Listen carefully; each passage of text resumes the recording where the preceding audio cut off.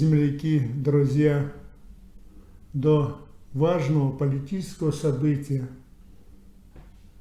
выборов в высший законодательный орган нашей страны, Государственную Думу Российской Федерации, Федерального собрания, осталось, если говорить об агитации, 22 дня.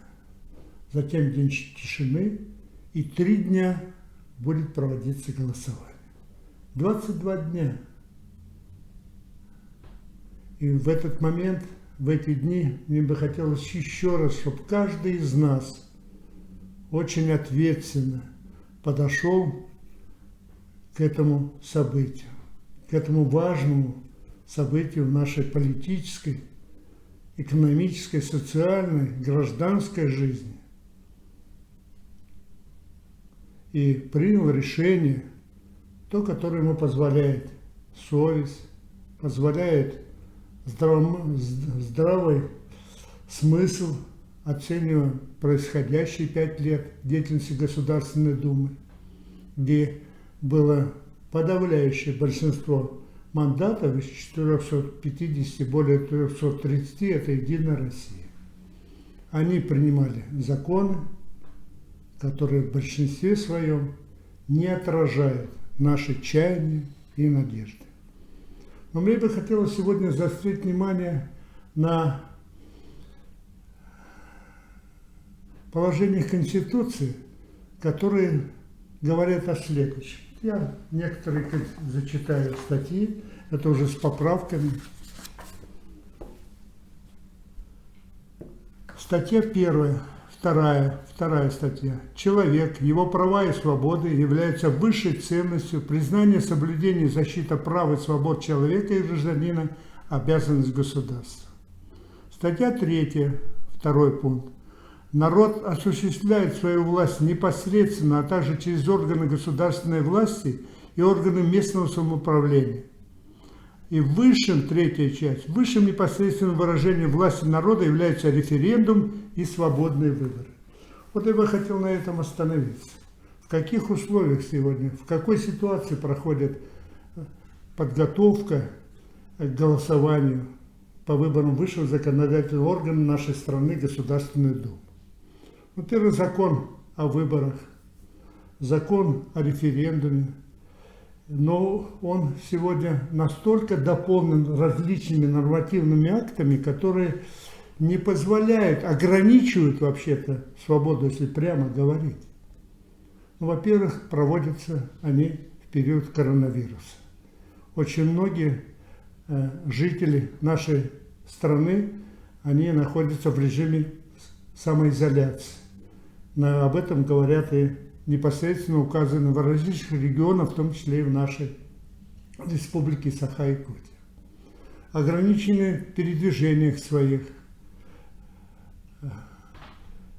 ограничены в проведении своих публичных мероприятий.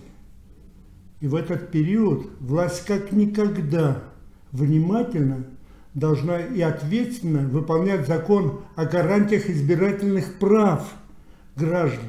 То есть сделать все возможное, чтобы они узнали об этих выборах как можно больше.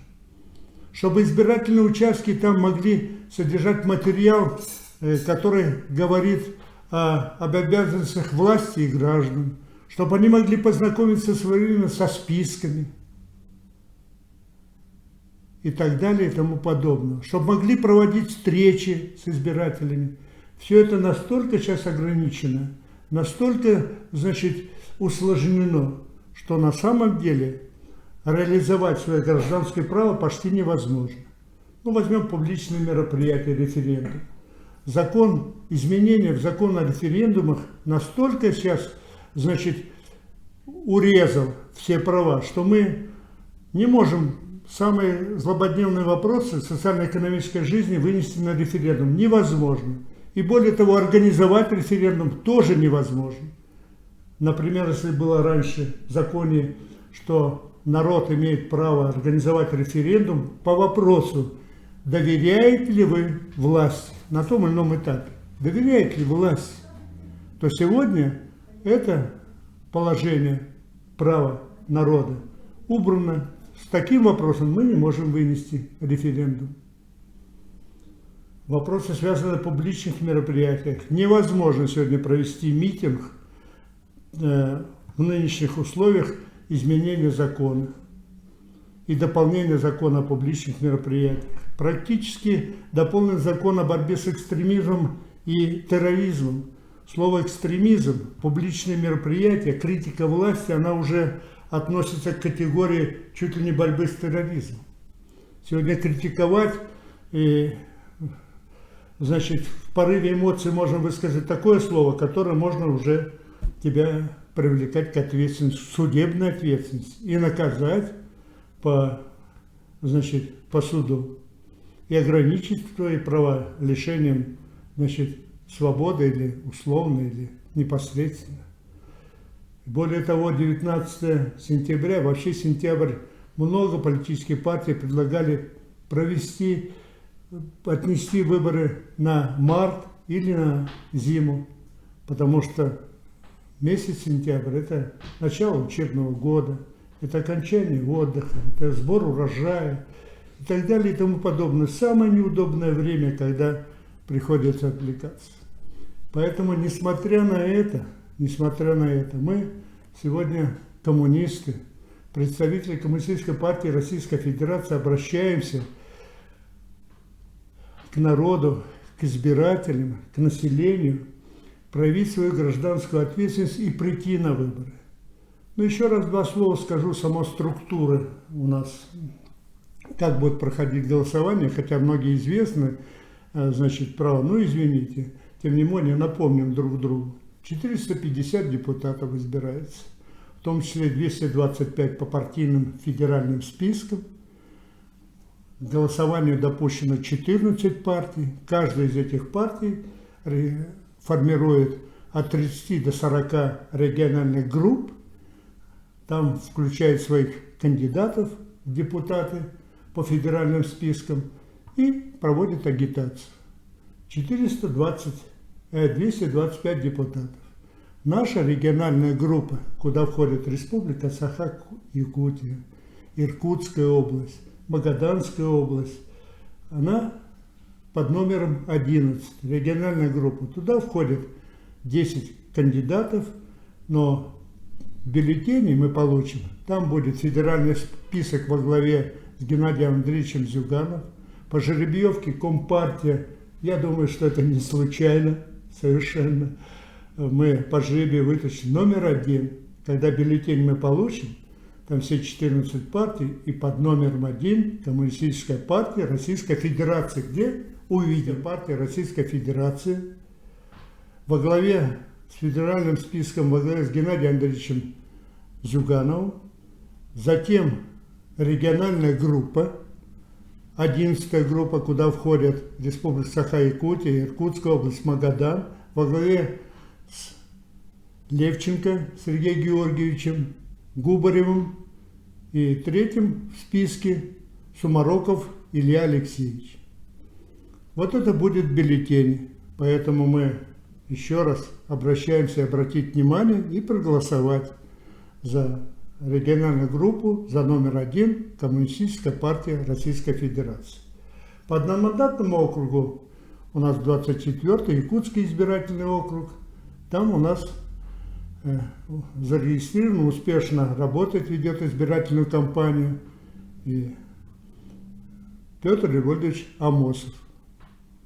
Это 24-й Якутский избирательный округ. Мы отдаем голоса за его кандидатуру, в его поддержку. Таким образом, еще раз, мы сегодня должны чувствовать свою ответственность с тем, чтобы изменить ситуацию. Компартия Российской Федерации два лозунга, которые сегодня воспринимаются всем населением, избирателями. Это первый лозунг. Недра, власть народу. Это совершенно правильно. Национализация минерально-сырьевых ресурсов, честные и открытые выборы. И второй лозунг – это за сильную, справедливую социалистическую родину. И программа, с которой мы уже много выступали и будем говорить, и знакомимся, убеждает еще большинство населения, что нужно поддержать Коммунистическую партию Российской Федерации, и ни одного голоса «Единой России», которая не выполнила ни одного своего обещания и не собирается их дальше выполнять, как, например, не собирается пересмотреть пенсионную реформу и вернуть, значит, пенсионный возраст на севере, в том числе 50 женщинам, 55 лет мужчинам, они увеличили на 5 лет, не отменить лесной кодекс, земельный кодекс, жилищный кодекс, не вернуть социальные гарантии, не собираются это делать. И более того, в Конституции они многие закрепили пункты. Значит, это право частной собственности на недровые ресурсы, на лесной фонд, на наше богатство, лес в том числе. Поэтому никаких уже сомнений не остается с тем, чтобы изменить ситуацию в стране, вернуться на путь народовластия, социализма и вернуть те завоевания, которые были всегда, и вывели страну на первые места по уровню социальной жизни, демократической жизни, экономики. И сегодня, значит, придется все это возвращать народу. И коммунисты это сделают обязательно. Поэтому приходим на выборы 19 сентября, а выборы начинаются еще раз. Для чего это делается?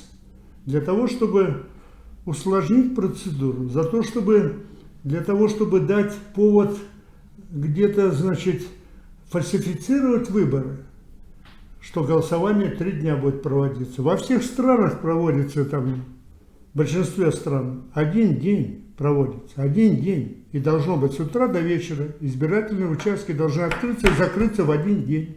И протокол должен утвердиться в 1 день. Но этого не делается. Сегодня вводятся ограничения членам участковых избирательных комиссий. У нас сегодня около 900. Члены участковой комиссии должны какой-то надуманный тест пройти. Что за тест? Ни в одном законодательстве этого нет нашей страны. Тест пройти на что?